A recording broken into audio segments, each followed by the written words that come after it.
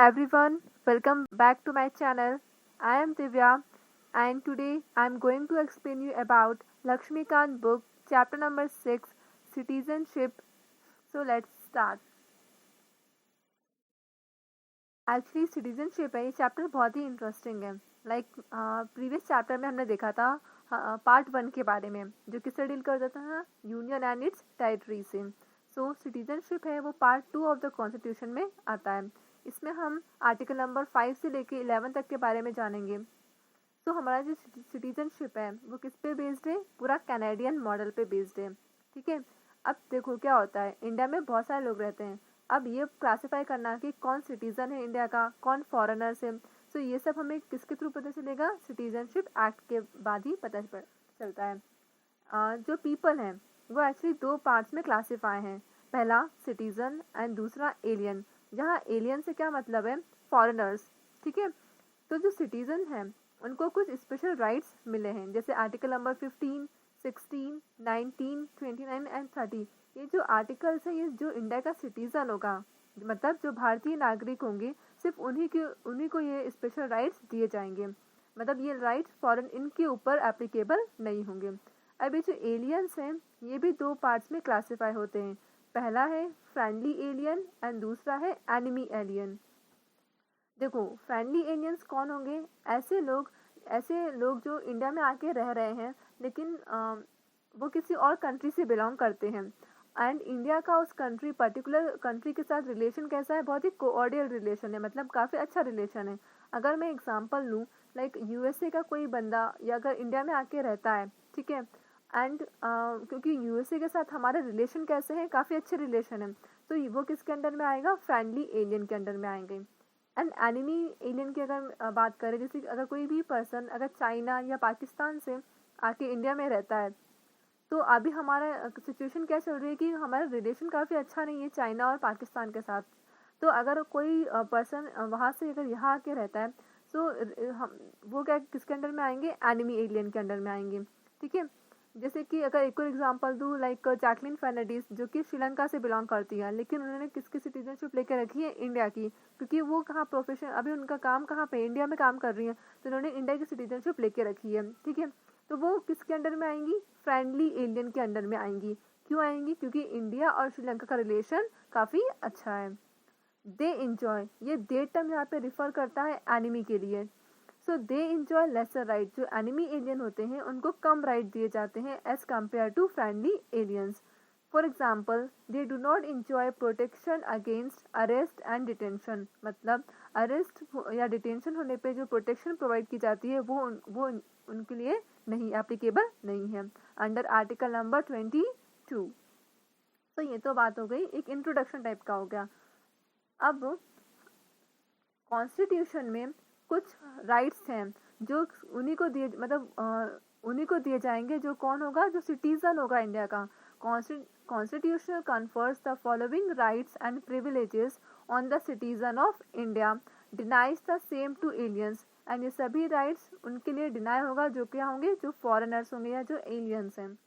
पहला है right against discrimination on grounds of religion, race, caste, gender और place of birth. देखो किसी के साथ भी कोई भी डिस्क्रिमिनेशन नहीं होगा.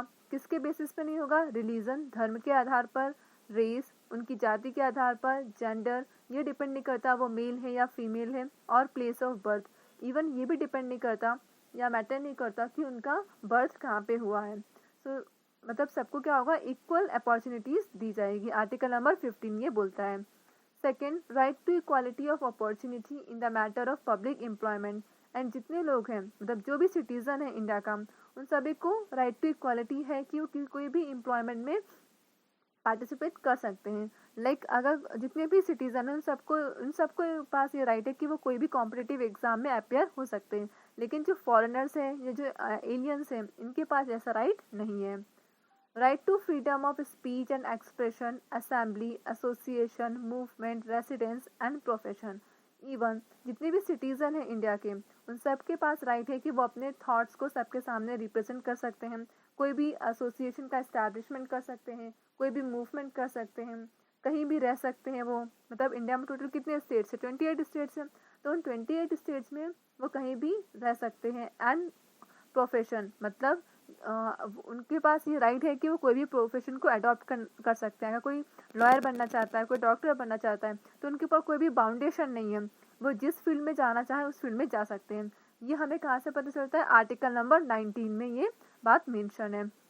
Fourth point, cultural and educational rights. India के जितने भी लोग हैं, जितने जो भी सिटीजन होगा इंडिया के, उसको ये किसका राइट है? एजुकेशन ग्रांट करने का राइट है under article number 29 and 13। Next, right to vote in elections to the Lok Sabha and state legislative assembly. Even यहाँ तक कि हमें ये राइट है कि हम वोट दे सकते हैं इलेक्शन में, like in the election of Lok Sabha, जब प्राइम मिनिस्टर के लिए इलेक्शन होते हैं लोकसभा में, या तो स्टेट लेजिस्लेटिव असेंबली में, लाइक जो सीएम के लिए इलेक्शंस होते हैं विधानसभा में। तो जितने भी सिटीजन्स हैं इंडिया के, उनके पास ये राइट है कि वो अपना लीडर चुन सकते हैं या उनको वोट कर सकते हैं। Right to contest for the membership of the parliament and the state legislature. Even हमारे पास ये राइट है कि हम पार्लियामेंट के मेंबर भी बन सकते हैं। Eligibility to hold certain public offices, that is president of India, vice president of India, जजेस of the supreme court and the high court, governor of states, attorney general of India and advocate general of state.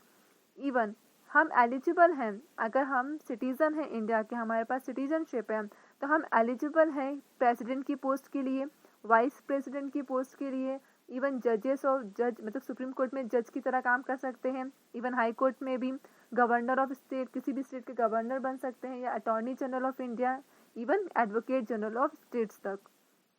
अभी actually ये जितने भी rights के बारे में मैंने अभी बात की, ये सभी क्या है? फंडामेंटल राइट्स हैं, जिसके बारे में हम नेक्स्ट चैप्टर में डिटेल में समझेंगे। अब इन फंडामेंटल राइट्स के अलावा भी कुछ ड्यूटीज़ हैं, लाइक हमारा जो कॉन्स्टिट्यूशन है उसमें टोटल 11 ड्यूटीज़ दी गई हैं। सो तो जितने भी सिटीज़न हैं इंडिया के, उन सबको मतलब सिर्फ उनके ऊपर ये एप्लीकेबल होता है कि उनको इन ड्यूटीज़ को भी फॉलो करना होगा। Certain duties towards the Indian state, as for example paying taxes, respecting the national flag, अपने national flag पे respect करना, tax को pay करना time पे, and national anthem को respect करना, defending the country and so on। तो ये जितने भी duties हैं, इन सबको भी हमें follow करना पड़ेगा अगर हम citizen हैं इंडिया के। तो in India, both a citizen by birth as well as a naturalized citizen are eligible for the office of president, while in USA only a citizen by birth and not a naturalized citizen is eligible for the office of president। मतलब India में दोनों, या तो आप citizen किसके through हो, या तो बाय बर्थ आप सिटीजन हो कि मतलब या तो बाय बर्थ आपने सिटीजनशिप लेके रखी हो, या तो नेचुरलाइज तरीके से आप सिटीजन हो। इनमें से दोनों ही मतलब जो है वो एप्लीकेबल होंगे किसके लिए? प्रेसिडेंट की पोस्ट के लिए। लेकिन एक एक्सेप्शन है यूएसए में। वहाँ पे क्या है?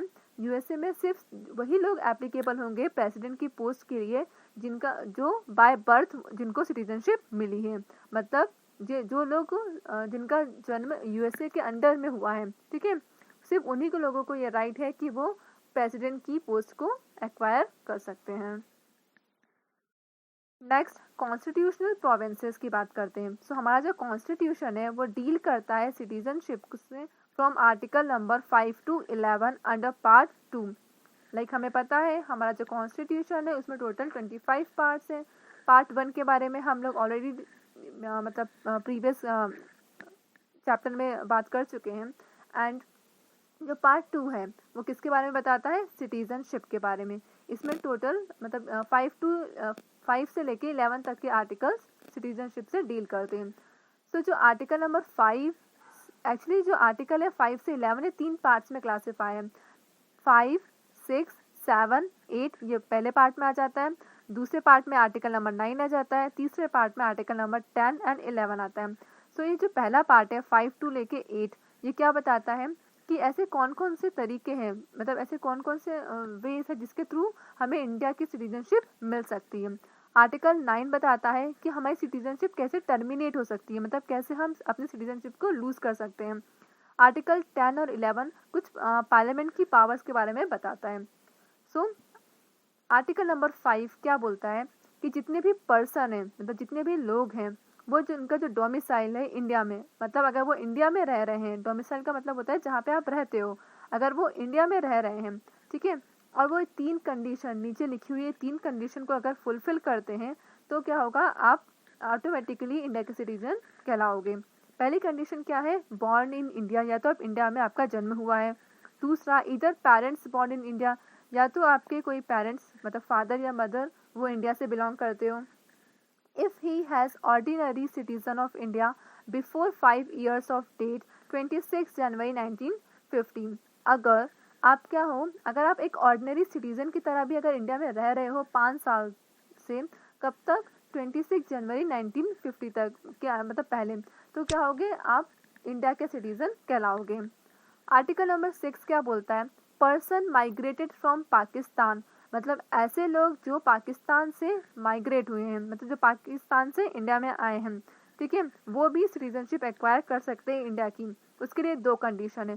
पहली कंडीशन ये है, if he migrated before 19 July 1948 he is ordinary resident, अगर वो 19 जुलाई 1948 के पहले आए हैं और वो एक ऑर्डिनरी रेसिडेंट की तरह है तो उनको सिटीजनशिप मिल सकती है।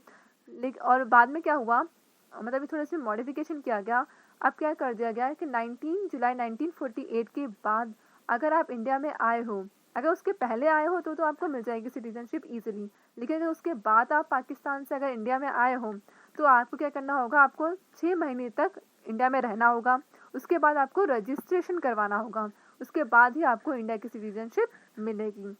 ये बोलता है आर्टिकल नंबर 6। आर्टिकल नंबर 7 में क्या बताया है कि अगर आप माइग्रेट हुए हो आफ्टर 1 मार्च 1947 टू पाक बट रिटर्न, मतलब अगर आप इंडिया से अगर आप पाकिस्तान गए हो, ठीक है, उसके बाद वापस अगर आप इंडिया में वापस आए हो तब भी आपको सिटीजनशिप मिल सकती है, लेकिन उसके लिए वही सेम कंडीशन है कि आपको 6 महीने तक इंडिया में एज अ रेसिडेंट रहना होगा, उसके बाद अपने आपको रजिस्ट्रेशन करवाना होगा, ठीक है। आगे चलते हैं आर्टिकल नंबर 8 पे। One whose parents foreign and he live outside can be the citizen of India by the diplomatic or consular representative of India in his whether or after 26 जनवरी 1915। अगर कोई पर्सन है लाइक जिसके parents foreign में है या खुद वो foreign में रह रहा हो, ठीक है, आउटसाइड इंडिया के में मतलब इंडिया के बाहर अगर वो रह रहा है, तब भी वो डिप्लोमेटिक तरीके से इंडिया की सिटीजनशिप ले सकता है। आर्टिकल नंबर 9 बताता है सिटीजनशिप विल बी टेकन, मतलब आपकी सिटीजनशिप आपसे वापस ले ली जाएगी if he acquire membership of other nation, अगर आपकी सिटीजनशिप आपसे वापस ले ली जाएगी अगर आपने किसी और कंट्री का सिटीजनशिप एक्वायर किया है। Article number 10 citizen parliamentary law के बारे में मतलब जो हमारा सिटीजनशिप जो एक्ट है, मतलब उसमें पार्लियामेंट के पास ये पावर है कि वो अपने लॉज को बना सकते हैं। आर्टिकल नंबर 11 पार्लियामेंट या तो वो मतलब पार्लियामेंट ये हमें बता सकता है कि उसने एक लॉ बनाया है सिटीजनशिप एक्ट 1955 में, तो उसमें ये बताया है किस तरीके से सिटीजनशिप को एक्वायर कर सकते हैं, मतलब गेन कर सकते हैं, एंड किस तरह से हमें सिटीजनशिप मतलब टर्मिनेट हो सकती है। अब बात करते हैं सिटीजनशिप एक्ट की जो कि आया था 1955 में। The citizenship act 1955 provides for acquisition and loss of citizenship after the commencement of the constitution, ठीक है। तो सिटीजनशिप जो एक्ट आया था 1955 में, उसने ये बताया था कि हम किस तरीके से अपनी सिटीजनशिप को गेन कर सकते हैं, लूज कर सकते हैं। और ये जो एक्ट था ना वो एक्चुअली में 8 बार क्या हुआ था, अमेंड किया गया था। अमेंड का मतलब होता है इसमें 8 बार चेंजेस किए गए थे, और वो चेंज कौन कौन से ईयर में हुए थे नीचे मेंशन है, 1957, 1960 में, 1985 में, 1986 में, 1992 में, 2003 में, 2005 में एंड 2015 में। तो ये कुछ ईयर्स है जब हमारे जो कॉन्स्टिट्यूशन में जो ये एक्ट था वो अमेंड किया गया था। ओरिजिनली मतलब स्टार्टिंग में जो सिटीजनशिप एक्ट था 1955 का, और वो हमें एक और चीज़ प्रोवाइड करता था, कॉमनवेल्थ की सिटीजनशिप, लेकिन बाद में इस प्रोविजन को रिपील कर दिया गया था सिटीजनशिप अमेंडमेंट एक्ट 2003 में। Acquisition of citizenship, the citizenship act of 1955 prescribe 5 ways of acquiring citizenship. मतलब ये जो एक्ट है सिटीजनशिप एक्ट, वो 5 तरीके बताता है जिसके थ्रू हम इंडिया में एक सिटीजनशिप को एक्वायर कर सकते हैं। और वो 5 तरीके ये हैं। पहला है बाय बर्थ, दूसरा है बाय डिसेंट, तीसरा bye registration, fourth naturalisation and at the last incorporation of territory. अब डिटेल में इसके बारे में पढ़ते हैं। बाय बर्थ ये क्या बताता है, अगर आप इंडिया में आपका जन्म हुआ है, कब से लेके कब तक, 26 जनवरी 1950 से लेके मतलब 1 जुलाई 1987। अरे अगर इनके मिडल में मतलब इन डेट्स के बीच में अगर आप मतलब इंडिया में आपका जन्म हुआ है, ठीक है, तो आप ऑटोमेटिकली क्या हो जाओगे, इंडिया के सिटीजनशिप मतलब सिटीजन हो जाओगे। मतलब फिर ये मैटर नहीं करता कि आपके पेरेंट कहाँ से बिलोंग करते हैं, मतलब पेरेंट्स की नेशनलशिप को नहीं देखा जाएगा। लेकिन बाद में क्या हुआ, इसमें इसको मॉडिफाई किया गया। अब क्या किया गया, आफ्टर 1 जुलाई 1987, मतलब अब क्या हुआ, 1 जुलाई 1987 के बाद क्या किया गया, आप तभी सिटीजन कहलाओगे इंडिया के अगर आपके कोई एक पेरेंट्स का इंडिया से बिलोंग मतलब या तो आपके फादर या आपकी मदर इंडिया में उनका मतलब रेसिडेंस होना ज़रूरी है, मतलब उनकी सिटीजनशिप इंडिया की होनी चाहिए। फिर बाद में और मॉडिफिकेशन हुआ। सो आफ्टर 3 दिसंबर 2003 में क्या हुआ, जितने भी सिटीज़न हैं, ठीक है, वो तभी सिटीजन कहलाएंगे इंडिया के अगर उनके दोनों पेरेंट्स क्या हो, इंडियन, मतलब दोनों पेरेंट्स का इंडियन होना ज़रूरी है। सेकेंड, डिसेंट, मतलब a person born outside territory of India, ऐसा कोई भी पर्सन जो इंडिया की टेरिटरी, जो हमारी जो बाउंड्री है इंडिया, अगर उसके बाहर जिसका भी जन्म हुआ हो, ठीक है, वो भी अप्लाई कर सकता है सिटीजनशिप के लिए, ठीक है, at the time of birth, birth के टाइम पे either of the parent is a citizen of India, फिर चाहे उसके पेरेंट्स या उसके ग्रैंड पेरेंट्स का सिटीजन मतलब इंडिया के सिटीजन होना ज़रूरी है। आफ्टर 31 दिसंबर 2004 बॉर्न आउटसाइड, अगर 31 दिसंबर 2004 के बाद आप इंडिया के बाहर अगर आपका जन्म होता है तो आपको विद इन 1 ईयर मतलब 1 साल के अंदर अंदर तक आपको रजिस्ट्रेशन करवाना कंपलसरी है या अपने आप को गवर्नमेंट के अंडर एलोटेट करवाना कंपलसरी है।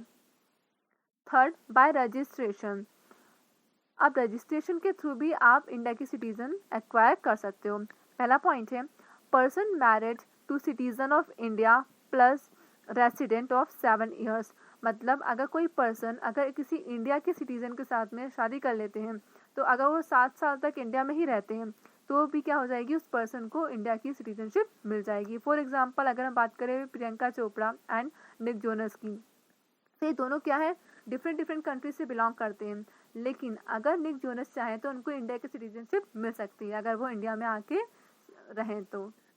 Second, person of India origin, यहाँ इंडिया ओरिजिन से क्या मतलब है, ऐसा कोई पर्सन जो इंडिया का ओरिजिन तो है मतलब बिलोंग तो इंडिया से करता है लेकिन वो अभी क्या है, बाहर रह रहा हो, ठीक है, तो उसके पास भी राइट है कि वो रजिस्ट्रेशन के थ्रू इंडिया की सिटीजनशिप एक्वायर कर सकता है। Third point, person of India origin resident in India for 7 years, अगर कोई पर्सन अगर इंडिया से बिलोंग करता है बट हो सकता है उसकी जॉब बाहर लग गई हो लाइक अमेरिका में, ठीक है, तो क्या कर सकता है, वो बाहर जॉब करेगा लेकिन उसे पता है कि मतलब कुछ टाइम के बाद उसे वापस इंडिया में ही आना है, ठीक है, तो जब वापस से वो इंडिया में आएगा उसके बाद भी वो सिटीजनशिप एक्वायर कर सकता है। इवन उसके जो चिल्ड्रन होंगे, यहाँ पे क्या बात कर रही है, माइनर चिल्ड्रन, मतलब माइनर का मतलब होता है ऐसे बच्चे जिनकी एज 18 ईयर से कम होती है, ठीक है, तो उनको भी ऑटोमेटिकली सिटीजनशिप मिल जाती है।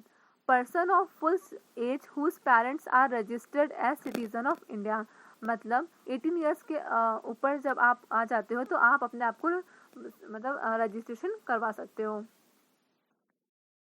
Fourth, bye naturalisation, he should not be from that country where India is banned to get citizenship at that time, मतलब अगर कोई पर्सन है अगर वो ऐसी कंट्री से बिलोंग करता है जहाँ पे इंडिया को क्या किया गया हो, बैन किया हो गया हो कि आपके किसी भी पर्सन को हम सिटीजनशिप प्रोवाइड नहीं करेंगे, तो वो पर्सन एलिजिबल नहीं होगा। Second, if he is a citizen of any country he undertake to renounce the citizenship of that country, अगर कोई भी सिटीजन किसी भी कंट्री मतलब अगर मैं एग्जांपल दूँ अदनान सामी का, जो फेमस सिंगर है, ठीक है, वो कहाँ से बिलोंग करते हैं? पाकिस्तान से। लेकिन उन्होंने क्या किया है, उन्होंने पाकिस्तान की सिटीजनशिप को रिनाउंस कर दिया है, ठीक है।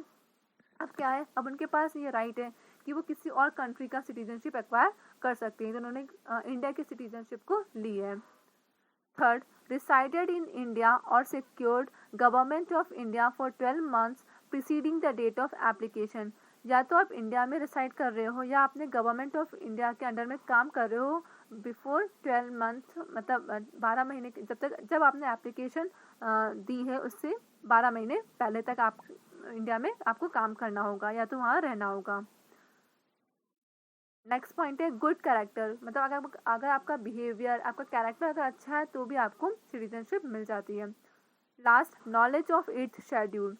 अगर आपको 8th शेड्यूल का नॉलेज है, एक्चुअली हमारा जो कॉन्स्टिट्यूशन है उसमें टोटल 12 शेड्यूल है, उसमें से जो 8th शेड्यूल है वो किसकी बात करता है? लैंग्वेज की बात करता है।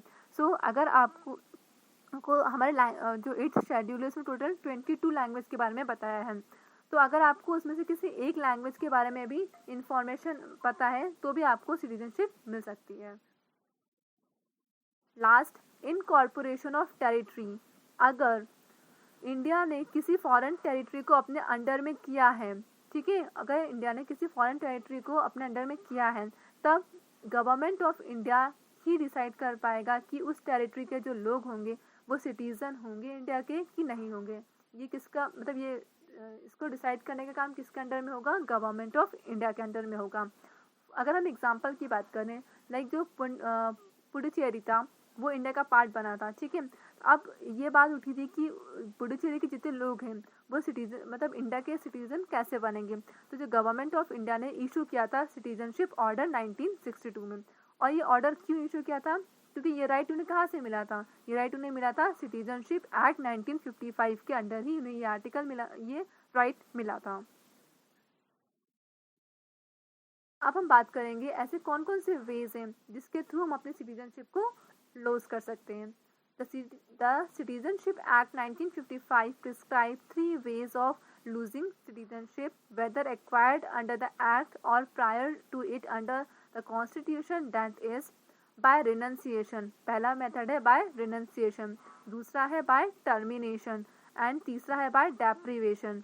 सो रिनंसिएशन के बारे में अगर बात करें तो इसमें क्या होता है, अगर कोई पर्सन, अगर वो चाहता है कि नहीं मुझे सिटीजनशिप नहीं लेनी है, मतलब मुझे नहीं रहना इस कंट्री में, तो वो रिनंशिएट कर सकता है अपने आप को। अच्छा हाँ, एक और चीज़ बात है कि अगर वो खुद को रिनंशिएट करता है तो इसके जो चिल्ड्रन होंगे, जो माइनर चिल्ड्रन जिनकी एज 18 ईयर से कम होगी, उनका भी रिनंसिएशन हो जाएगा उस कंट्री से।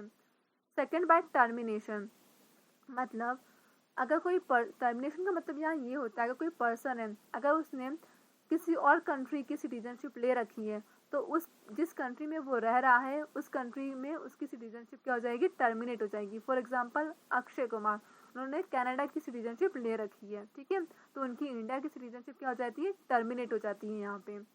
Third, bye deprivation. डेप्रीवेशन का मतलब होता है अगर आपने गलत तरीके से, मतलब फ्रॉड करके आपने सिटीजनशिप एक्वायर की है, या तो आप डिसलॉयल हो कॉन्स्टिट्यूशन के, या आप क्या कर रहे हो, आप कम्युनिकेट कर रहे हो, आप लगातार कांटेक्ट में हो ऐसी कंट्रीज़ के लोगों के साथ जो क्या है? एनिमी है, ठीक है। सो अगर आप इन सब में भी इन्वॉल्व हो तो भी आपकी सिटीजनशिप क्या हो जाएगी? डेप्रीवेट हो जाएगी, आपकी सिटीजनशिप चली जाएगी। अब एक और पॉइंट यहाँ पे डिस्कस कर सकते हैं ड्यूअल सिटीजनशिप के बारे में।